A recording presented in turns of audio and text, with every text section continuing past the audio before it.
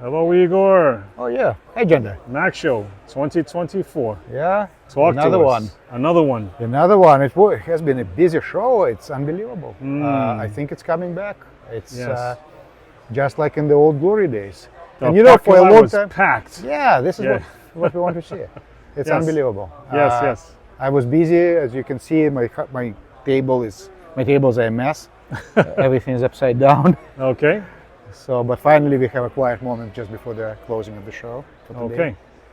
And yeah, we have some nice stuff today, unusual. Mm-hmm. Some of it I just got before the show, so it's not on the website. All right. But as I said, you are better off coming to the show. You have That's an right. advantage Nothing to gain by staying home. by just staying home. Yeah. Yes, yes. So let's get into it. You always have some pieces that are highlights. Well, I have an unusually nice selection of St. George crosses today. Oh. That's one thing I want to show, and maybe also Order of Patriotic War. There are some very uncommon and even rare varieties that we got that you don't see not only every day, you hardly see them ever. They are seemingly just regular Order of the Patriotic War that everybody is familiar with. But when you look at the back, it tells you a much different story. And there are a couple of real rarities. Yeah, so let me I'm guess. just fortunate to have. Yeah, this looks very special. Well, this is Type 1 Order of Patriotic War, and this one happens to be first class.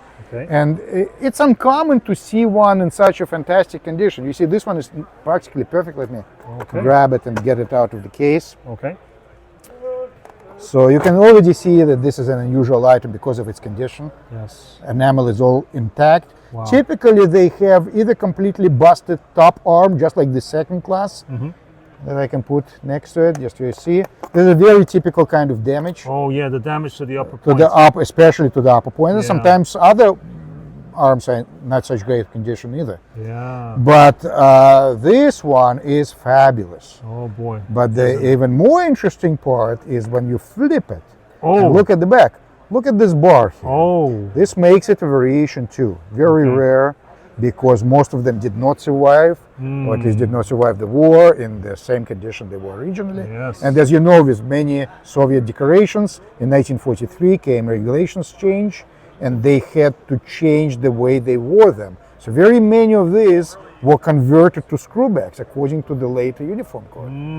And here we have an original, unaltered piece, 100% with original bar. I see a lot of them repaired or restored to original condition. This bar, which was a very vulnerable part, it didn't really work very well, and that's why they changed the design to variation 3. And even variation 3, Type 1, first class, would be a rare find in this condition. Yes. But to have an all intact second variation with the bar, that's rarity. That is phenomenal. And one other thing Wow. that's kind of not on the surface. Guess where the guy won it? Battle of Stalingrad. Battle of Stalingrad. Battle of Stalingrad. The order was just introduced shortly before then. Yeah. It was among the first Soviet decorations that came up during the Patriotic War. And when they came up with it, they almost simultaneously came up with several commanders' orders, such as Nevsky, Suvorov, Kutuzov. And this was one of the orders that were not necessarily explicitly in this case for officers, but almost all people who got it, especially in the first class, were commissioned officers. They were rarely given to NCOs and very, very rarely to enlisted men of lower ranks, privates or corporals. Okay. So this fellow was an officer, but even to officer at that point it was a rarity. So he was recommended for something else, I believe a red banner. And this was technically a downgrade, but it's a harder, definitely a harder version to find among the Patriotic War, definitely harder to find than your typical standard screwback Order of Red Banner. Condition is very important, and they were very new at that point. So very, very few people, and you can see by the serial number how low the serial number is. By Soviet standards, that's a low number.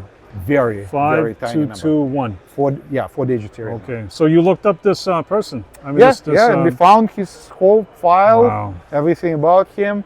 where he started service and how he won his award. And this was Yes. pretty rough in the defensive part of the battle, which again, you typically see awards for Stalingrad for the offensive, and especially for the very tail end of it. A lot of them were issued in February of 1943, or even later in March, April, but there are not that many that are 42 issue and that are, of course, Patriotic War and in an altered condition, still as good as they were when he wore it. Okay. Wow. Interesting. And so is this on your website? This is on our website. Okay. This is one of the things that are on our website, but I have a number of things that are not yet on the website, or we just posted them. Yes. So they're very new. You can see the regular, for contrast, regular Order of Patriotic War First Class. Yes. And they were hard to earn, and case in point, this one here was issued posthumously. The guy died in action before he actually wore his award. Yeah. KIA. Killed in awards. action. And this is one of the exceptions. Typically, if Soviets awarded somebody posthumously, the award would never be issued. Yes. It was just the honor Yes. that the person would be associated with, but since he couldn't wear it, then there would be a medal. But in this particular case, with Patriotic War, both first and second class, they could be issued, and in some cases were issued posthumously. Oh, okay. Okay. But the general rule is, So this there's one, no physical award. there would be no physical award. posthumous, Like there were many posthumous titles of heroes of the Soviet Union. Yes. But unlike Congressional Medal of Honor, there wouldn't be an actual medal. Yes. It would just Yes. be the title. And in some cases, family would get the large certificate, but never the actual medal, except for in the very last days of the Soviet Union. They changed that, and some were actually physically issued, but that was, again, just in the last few years. But for most of Soviet history, there was no such thing as posthumous medal of Hero of the Soviet Union. Yeah, gotcha. So this is an interesting case when they went against their own typical convention. And the Soviet regime was very greedy for any silver or gold, so many awards were supposed to be returned to the state after the death of the recipient. Even if they were physically issued, 20 years later, 15 years later, when the person died, awards would be returned to the state. And that was the case up until the 70s, up until the late 70s, as a matter of fact. But with Patriotic War, even though it was made in gold, they allowed this to stay in family hands. And in some cases, that's why the condition, by the way, is so minty, because it was never worn. Yes, very nice. Then I have some second classes that are fantastic in terms of numismatics. And what I mean is the case of disappearing mint mark. And what I mean is you want to see mint mark on most of the Soviet decorations. Right. And in many cases, mint mark is one of the main indications that this is a real thing, because when they fake them, they can't quite fake the mint mark very convincingly or perfectly. Well, there were cases when mint mark was simply omitted at the mint. And there are whole ranges or sub-variations of orders that are known not to have mint mark at all, or sometimes there is a very short range where there was supposed to be a mint mark, but there are examples known when the mint mark was omitted. And those are very, very highly sought by collectors, by experienced collectors who go in depth of the numismatics. And this is here one of these cases. It's an award made, and by the way, it's an interesting story about manufacture. Most Soviet awards were made at the mint, but again, there was an exception or two. During the war, because mints were in disarray and they couldn't produce the required number, the main mint in Leningrad was actually evacuated into the Soviet interior because Leningrad was about to be cut off. They continued very limited production in Leningrad, but most of the mint facilities traveled very far to Siberia and set up a new shop there. And before they got into gear, there was a severe shortage of woods. There was also a Moscow mint. Again, it was smaller and it didn't quite keep up with requirements, couldn't produce the required number. So there was one enterprise, Moscow's factory, also in Moscow, MZPP, as it's known to collectors, and that stands for Moscow Factory for Jewelry and Platinum. and or platinum manufacturer, you could say. Yes, yes. So that factory subcontracted production, but because they were not really used to it, because they didn't really know how to do it very well, it took them a while to get all the kinks straightened out. And this is the case where they forgot to put a mint mark, and because there was so much pressure to get the output out of the door, Yes. to deliver it to the fronts, they either turned the blind eye in some cases, or their quality control didn't catch up with it, and some of the pieces without mint mark ended up being issued to soldiers. Wow. And now it's 1 out of 1,000 to 10,000, but we occasionally find them, and they're very desirable to collectors. Yes, and collectors are excited, just like our customer right here. We have a question? Not really. Okay. Well, welcome to the last Just show, enjoying 2024. my talk. Okay. Okay, so next time. Yeah, I know. Make sure you show that NKVD badge. Ooh, you got NKVD badge? Fabulous. All right. Who says you're too young to collect? It's some very nice, interesting things here. What? NYPD sergeant stripes. Wow, That's look incredible, at from this. New York City. NYPD agenda, you would know what it was. Yeah. These stripes Yes. escaped the defunding of the police. They're really Wow. nicely made. And original. Yes, absolutely. Okay. All right. We've got some Iraqi. No, these aren't Iraqi. Oh, so Smicha, tell us, Yeah, what do you have here? What is this wings? I see Okay. that you like wings. Yes. What do we got here? And look at this. Yes. Got marksmanship. Fossil patches. sand dollar. Okay. Yeah. Ooh. Yeah. Nice. That's a nice little collection. How did you get all of this? Very nice. You're buying it at the show? Buying at the show. Very nice. That's fantastic. Very nice. Very nice. Very good job. Look at all these goodies. Beautiful. You got some more, don't you? It's like Halloween, except she had to pay for it. Not a bad. Good stuff. Good stuff. Nice. Very nice. Well, there's a theme in Yeah. everything here. It's called Militaria. Very nice focus. Nice little piece. Yep. 1917. I bet you're the only person Made in your by- class, right, that collects this stuff, right? Yep. For So sure. this- East German So medal. this must be from World What? War One. Oh yeah. This that's is more right. than 100 years old. That's right. Yeah, we got an East German medal here. Yeah, nice. Beautiful. What a fantastic collection.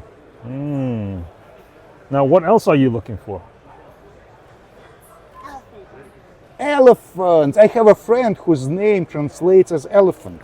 Yes. So he collects everything related to elephants. He has bookshelves just filled with figurines of elephants from all different countries. Right. That's right. Maybe I'll ask him next time if you come to the next show. Maybe he can lend me one of those. Yeah.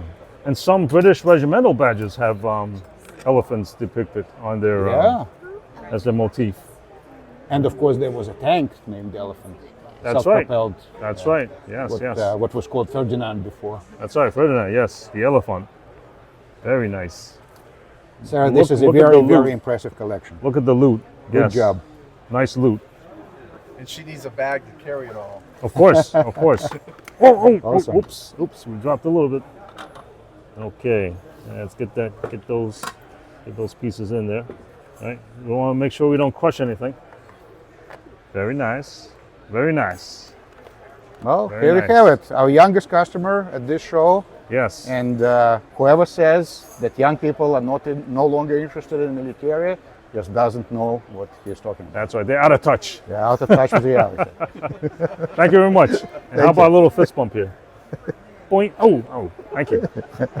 Excellent. Thank you, sir. Okay, Igor. Hi, Jonah. How we doing? Doing This great. Saturday it's portion. Saturday, yeah, Yep. and it's still busy, which That's is great. That's it. The Max Max is 2024 buzzing. show. Look at that. Wow. A lot of activity. Yep. Okay. And what do we have today? Well, today I want to show our collection of St. George crosses. I Okay. very rarely have this many, practically never, of Oh. different kinds. Yes. and there is a lot to talk about, Okay. and I think they're fantastic. Okay. And this is what we are talking about. This is, as probably everybody knows, basic, but very honorable, hard to get. It was hard to get in battle. Enlisted men award from most of them that you see around World War I, but it has a pretty rich history. It actually started during the Napoleonic Wars. It was first issued around 1907, 1908. And this was Alexander I's idea at the time when hopes were very high for a coalition victory against Napoleon. And of course, that hopes were pretty soon shattered. There was first a disaster at Austerlitz, and then a couple of semi-inconclusive battles, but pretty bad in the end for the Russian army. And even though the war turned against the Russians at that time, they nevertheless recognized the bravery of an average soldier. And there was a special award introduced at that time that was called Badge of Distinction of the Order of St. George. And why it was called so is because there was also an officer's award, Officer's Order of St. George, that was extraordinarily hard to get. There were 4 classes, and just to give you an idea, of the first class and the entire history of Russian Empire, there were only some 20 bestowed. Similarly small number of the second classes. So even the top commanders and most of the emperors never got that. But there was also a way to recognize an enlisted man or NCO, and it would be Badge of Distinction of Military Order of St. George. And the first ones did not come in any classes. In fact, the very first ones were not even numbered. Then they realized, because it was sort of a distinction, an honor given by the regiment usually, on the regimental level, the decision would be taken initially. And then the soldier was supposed to return it even when he retired. It was not given in permanent possession. If somebody was killed or dishonored in any way. But then, because of this back and forth, because the regiment would take it back and reissue it, it was very difficult to take count of how many were given out. And pretty soon they decided that the awards would be numbered. And much later, there were 4 classes of this award established. And just like much later in the Soviet times, Order of Glory, 3rd class, 2nd class, 1st class, badges of distinction of St. George would only be awarded in sequence. So this was sequential awards. You could not get a 3rd class without getting a 4th class first. So any lower class was prerequisite for the next higher class. Nobody would make a jump. And it remained simply just a combat award. It was never given for just length of service. It was never given for good conduct in general terms. One had to be literally in the trenches, on the battlefield, fighting the enemy and showing extraordinary bravery. That wasn't given easily at all. And again, most of the ones that you see are the ones from World War I, but very rarely there is one in any class, even 3rd class or 4th class, from the earlier conflicts. And we do have a couple here that are those earlier issues. Nice. And in fact, one of them is actually Napoleonic War period, which is very extraordinary. And I'm talking about this one here. Wow. You can see that it's already numbered. So we are talking probably around 1814, 1815, right at the time of the Napoleonic Wars, probably after War of 1812, what Russians called Patriotic War, First Patriotic War. So this is a really fantastic item and something you don't see every day because we are talking Napoleonic Wars, a very early badge of distinction of the Order of St. George. And you see the general design is same as the common ones from World War I, but of course there are many small differences in the construction, very straight edges of the arms, different construction of the eyelet. It's more of a teardrop shape but flat on its edges. And of course the style of serial number stamp is very different font. Absolutely fantastic and rare item. A rare piece. And even though condition is not perfect, you're lucky to ever find one. Now, we wouldn't even expect it this in kind a of perfect condition. Yep. Yeah, for its age. So this is a real beauty. This is something I Very nice. don't find every day, to put it mildly. Yes. Then we have this fantastic piece. Mm-hmm. And this is what's called generally St. George Cross for Prussian allies. This was issued exclusively to German allies of Russia who had fought in the Napoleonic Wars, but much later, when they celebrated the anniversary of Napoleon's defeat, and by then it was Emperor Nicholas I who established a special award. You can still see the Alexander cipher there, but it was given exclusively to those Germans who fought on the side of the alliance against Napoleon. Nice. And you can see how low the number is. There were about 4,500 of them issued. Very large number of this were returned to the what's called Capitol or Chancellery of Russian Awards after the death of the recipient. That was conditioned. Wow. The award was supposed to be returned to the state. It was a temporary kind of badge of honor of distinction, but it would not be a permanent possession of the recipient, of the family. So very many family, being Germans, they were law-abiding and played according to the rules, and they did return many of the awards. So there may be 2,500 to 2,500 that remained in private hands. And by the way, those that were returned were invariably scraped or melted down. Oh, scrapped. Yeah. Nice. So this one survived. scrapped. Yeah. So this is one that survived, and you can see that it was worn on a German-style suspension. Yeah. And we actually found out who the recipient was. There is a book published a long time ago in Russia on the with the list of all the recipients, and he was a feldfebel, sergeant of a Silesian regiment, infantry. Wow. And he was one of the people who made it to Russia to receive the honor on special invitation. There were, of course, not very many survivors. That many years later, 20 years later. Very nice. So that's one of the fabulous pieces. Yeah. Then we have one or two for the Russo-Japanese War. We have one piece that's Russo-Turkish War. Again, look, the low serial number, already different style than those for Napoleonic Wars, Right. but still a very uncommon award from 1870s.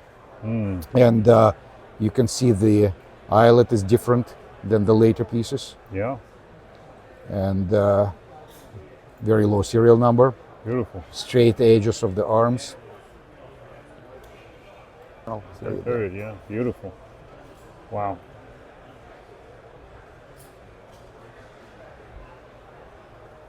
And how rare are we talking about?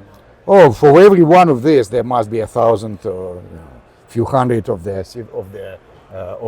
Great War period, of the World War I period. Okay. So very, very uncommon. Yeah. We're talking about this is like the 1% pieces. Oh yeah.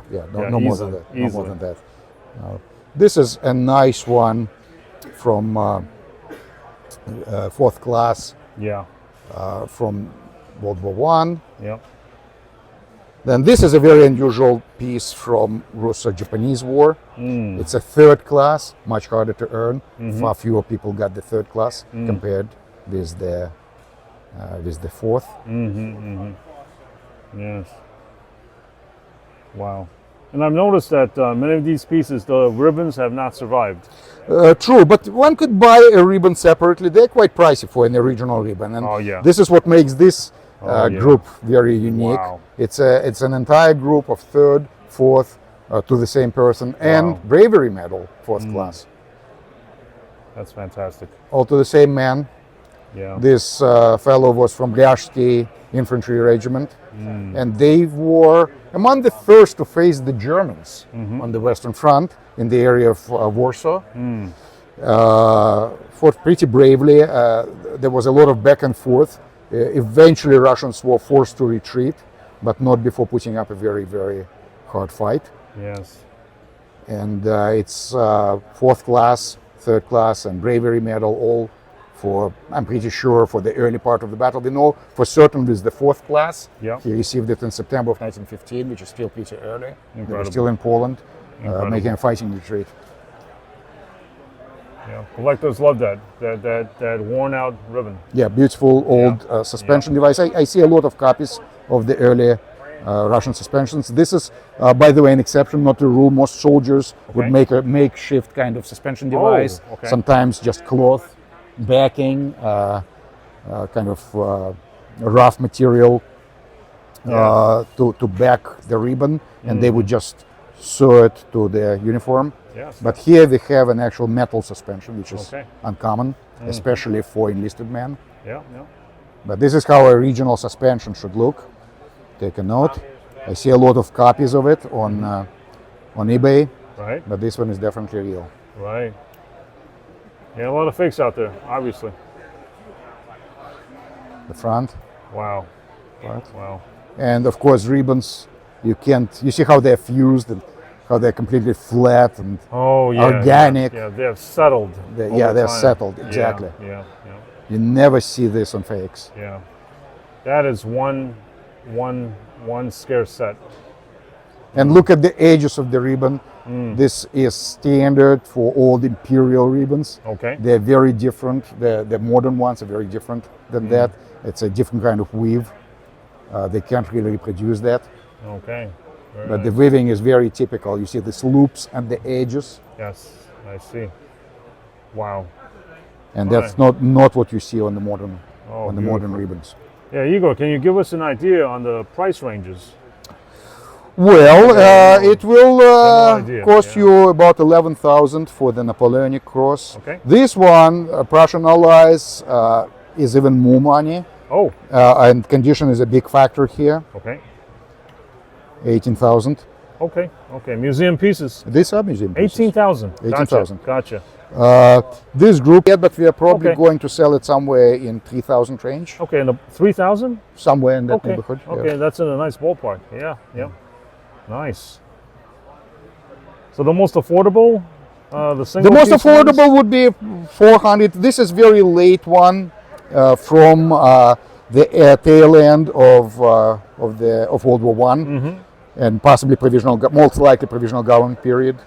Russia was in such a bad shape at that point Yeah. that in 1916 there was an edict prohibiting use of gold, of real gold and silver for Oh, decorations. Okay. So ever since, what used to be silver St. George crosses were made in white metal, and you can Wow. actually see this designation here, little letters B and M, and that stands for white belly metal, white metal. Ah, okay. Cyrillic B and Cyrillic M. No, under 500 for a World Oh War- yeah, World yeah, War yeah. piece. And you can Okay. see the number is very high. This Okay. 1/M stands for 1 million, so it's Yes. 1 million plus. That's how many were awarded in Very total. nice. It's quiet at my table. So how you doing? Hey, very good, Colonel. Very nice. Very nice. Wow. Yeah, museum pieces right here. Yeah, here's another one, by the way, made in white metal. Yeah. They're not all that common actually, but No, no, not any of the St. Yeah. George crosses. Yeah. But it's a lot of bang for the buck, I would This say. is a silver one, Okay. and this is actually a third class Okay. from World War One, Okay. so a little bit more interesting. This is a really fascinating piece. It looks like St. George cross. It's not exactly that, but it's a Czech award. Established by government of Czechoslovakia by the members of the Czech Legion in Russia, who were originally Russian POWs, or rather German POWs, fighting on the side of Austria-Hungary most of the time, or Germany. So whoever were of Czech nationality, of Czech ethnicity, and some of the other Slavic nations, Serbs, for example, who were fighting on the side of Austria-Hungary, but didn't have much of an allegiance to Austria-Hungary, they were expected to join Russian side, and they were given that possibility, that opportunity, while in POW camps in Russia. And Yes. Russia did capture a huge number of Austrian prisoners in some of the Galician campaigns, Right. while taking Peremyshal and what's now called Lvov, Lemberg. So there were not a shortage of Czech volunteers who actually were supportive of Russia, and they made a volunteer corps out of them. But before many of these legionnaires made it to the front, Russian Revolution happened. And then we know what happened next. Bolshevik government made a pact, a separate peace with Germany. And the Germans were actually allowed to occupy a significant part of what used to be Russian Empire. Many people don't know that Russia actually suffered a very devastating defeat in World War I. And at the end, Germans went as far as Crimea and parts of the Kuban region and practically all of Ukraine. It was all under their control up until the moment when they actually crumbled on the Western Front. But in the meantime, that Czech legionnaires had nothing else to do than to go home. That is fascinating. And guess what? Wow. They didn't have any opportunity to go through the west. They had to travel east to Vladivostok. That was the only route available for them. Thank you. Thank you. Let me just get this. Nice. Wheeling and dealing. Yep. You got it. Thank you very much. Oops. Almost forgot. All right. And Igor, how much is this? Thanks for Czech the deal piece? on the books. Yeah. Oh, thank you. So how much is this Czech piece here? We are asking 650. Okay. It's in nice condition. You can see most of the original, or at least a lot of original silver finishes there. Yeah, yeah. It's made in brass, Oh man. but it was exclusive to Czech legionnaires who actually made it back alive after this incredible travel through the Russian East. And guess what? They were practically the force that sparked Russian Civil War, or at least according to official Soviet and now Russian history. Oh, wow. It wasn't exactly so. There was fighting going on already with what would become White Guard in the south of Russia, but legionnaires who traveled to the Russian Far East on their way were stopped by Bolsheviks, and the new authorities demanded that they disarm. Now they knew better. These were hardened soldiers, and they knew that it would be insanity to be led on somebody's mercy. Okay. So instead of disarming, they started to fight.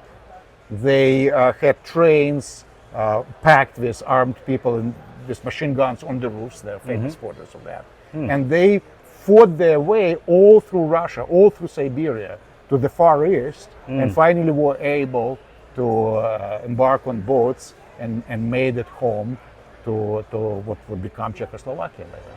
And the new Czech government awarded them essentially a Russian award for Czech legionnaires. Yeah, very scarce. In the Civil War. Very scarce. In the Russian Civil War. How many have you come across? Of this? A few, not very many. I mean, in 30 plus years that I've been in business, no more than 10. No more than 10. No more Okay. than 10. Very scarce. Probably fewer. Very scarce. And it's always exciting when you come across one of these crosses. So this is your kind of history of St. George Cross in a nutshell. Yeah. And I was really lucky to get such a variety of different ones all at the same time. Absolutely scarce. Wow.